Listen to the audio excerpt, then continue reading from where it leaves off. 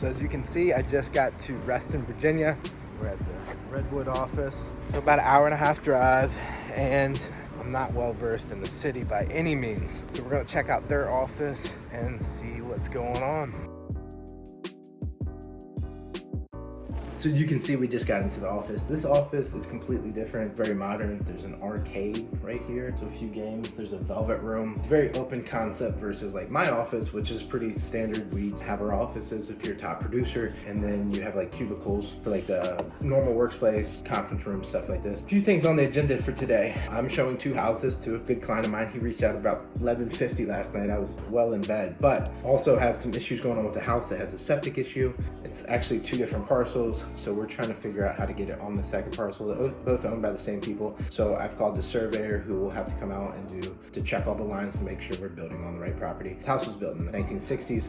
There's not really any records down the county for that septic system. You see that from time to time with older houses. Like my house, they don't even know when the house is built because I guess Spotsylvania burned down at some point, so they lost a lot of records. I had to call the county, the environmental health, see if there's any hoops I gotta jump through there because we're putting on a separate lot. Then I gotta call the actual zoning, planning and zoning, and see if there's any hoops that I gotta jump through there. Report back to my seller, report back to the surveyor, and see how much he's gonna cost to go out and lay the lines. Once he does that, then the AOSC, who actually does the soil work, will then come out and design the system after I jump through all these hoops. And then, you know, of course I gotta report back to my owner all the prices before I just say, yeah, go ahead and spend the $1,200 and go get a survey or whatever it is. Somewhat busy day, nothing too crazy. So first things first, I'm gonna check the hot sheets just to see what's going on in my market, and then probably have to go right into the meeting and schedule some appointments. I hope this is good quality, but the first thing I look at, this Market Watch, it shows like the 5 counties that I'm working on. It shows the active versus price decreases, price increase, active under contract, pending. These are pretty much the same thing. Closed, so still showing 101 houses are closing versus that 47 that went active in the last 7 days. I don't know if it's an issue. More than likely, a lot of people's contracts just expired at December 31st. So you're seeing a huge thing of expired listings, but that's a pretty crazy stat for the last 7 days. This will go over kind of my listing inventory, but then here's like your hot sheet, so you can close this. I check them every 24 hours. So Spotsylvania kind of shows what's going on. So coming soon to active, active, pending to active, temporary off, expired, and then you get your pending to close, active to pending, stuff like this. So I will run through every house just real quick just to see what's going on. Sometimes it's you know, you see those houses that you thought you were winning and you see it active with someone else. Sometimes you see a past client that might have listed with someone else. And then it's just really good to look at pictures. It's just good to know your market, look at your hot sheets every day. Now, for instance, I have a buyer right now that's in King George, that's looking heavy in King George, and a couple houses came live. So they're looking for a normal 2-story. This is a Cape Cod, so 1.5 stories. So if you look at right here, I don't know if this is gonna show well at all, but this is called a Cape Cod. This is where I live in, 1.5 stories. So you have this full story here, and then because it's slanting of the roof, you really only have a 1/2 story up top. I'm a sucker for a Cape Cod.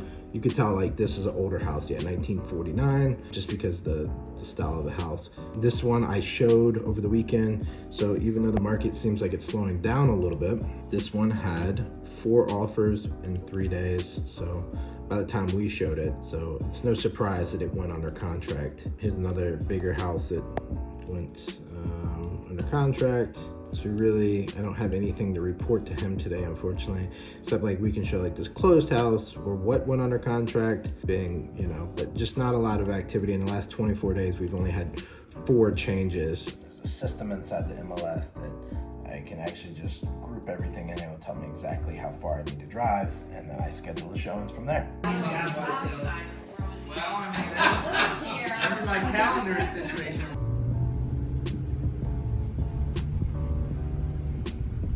What's up, guys? I'm back in my office. A whole ride down here, I was making a few phone calls, and I was just thinking in the back of my mind, I hope this is somewhat exciting. I was thinking today was outside of my normal routine where I get up, watch the kids, go to the gym, get here at 9 o'clock, do my things, and then go to appointments. So today with that leadership council. Just kind of threw everything out. All that being said, I have a phone call I'm getting ready to make on the septic. And one thing I did not mention today is we also had a septic and well test going on. So I'm just gonna call and check and see if everything is good there. All right, so everything went well at the septic and the well inspection? It did, yes it did. Good deal. Everything's good, man. No worries. I know most of the time I call you get a little nervous. Hello? Can we get that closing scheduled on the 19th? Okay, so the 19th, we do not have anything scheduled yet. Yeah, can we lock in like 1:30? Yep, you got it. And yeah, I know that's still 2 weeks away, so I got it on the book, so I'll holler at you later. Okay, thanks. All right, bye. That is kind of how a day goes, it's just constantly. Big days I have 30, 40, 50 phone calls. Terrible with email, but I'm pretty good with my phone. Next on the books, I'm gonna get a little bit to eat. I would love to show you that I had like a beautiful salad and like a piece of meat, but we ordered Chinese food. I got some sushi. So as you're pulling down the street, you look at other houses, you're seeing, you know, if they are taking care of their yard. You're checking out the neighbors' houses, see if there's a junkyard in the backyard. All right, so we're pulling up to the house right now.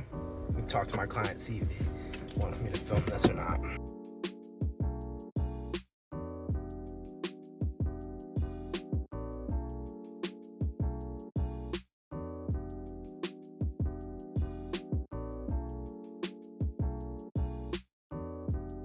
Can't really tell in this, but start seeing some raised up shingles curling on the edge. So when you start seeing raised shingles like that, that's a good indication that the roof's on its last leg. All right, guys, so we're finally getting done with the showings. You know, the one thing I never got to today was my budget. Every Wednesday, I go over my budget, so that's just one more thing I'm gonna have to do tomorrow. As you can see, it's starting to get dark. Got a few more things I'm gonna knock out when I get to the house, but yeah, it was really weird going in there and seeing that bedroom with all the locks. I've seen that a couple times in my career, and it just creeps me out. I had no clue what was going on in that house. Obviously the house was in pretty poor shape, but I had no clue what was going on in that house. You know, when you see so many locks. I've seen a couple times where it's either someone getting locked in a room, and maybe it's just a pet, you know, but when you see like weird deadbolts and stuff on the exterior of a door, like a bedroom door, but in that case it was like reinforced like doorknob, and then there was hotel style locks on it. I don't know. I'm hoping everybody's okay, but it's just creepy, man. And that happens from time to time, and you almost get a weird vibe as soon as you see it, just like, well, what the hell happened in this house? So anyway, that is kind of my day. So well, in septic passed, had some work on contracts, talked to a couple of my clients. We ended up just talking to this guy for about 45 minutes about other potential ideas that he wants to do. Yeah, good day. Still have to go home and hang out with the family now. So, and then do that and then run. So I'll catch you guys when I get back to the house. I hope this is not going to be too shaky, but I'm ending my day with a run. Now, you've probably seen me, don't look like a runner. I just did a powerlifting competition. I was decent at that at best. So I can squat a lot, I cannot run at all. I'm preparing for a big backpack hunt next year. And man, I'm just out of shape. Like running, like even walking up steps is starting to get a little hard. So I have started now running for 3 weeks. And so I'm gonna end my night with, I think I'm using an app called like Couch to 5K, and like I'm in the middle of 3 weeks, so it's like intervals. It's actually pretty fun. It's not bad if you're like tracking, say like heart rate and stuff like that. It's kind of cool to see. Like the first time I ran, I was like 155 heart rate or 158. Week 3, my heart rate's not even breaking 150. So it is getting easier. It doesn't feel like it's getting easier. Make sure you're loving on your past clients, the people that already know, like, and trust you. And everything should work out in the end. Please like and subscribe. All right, bye.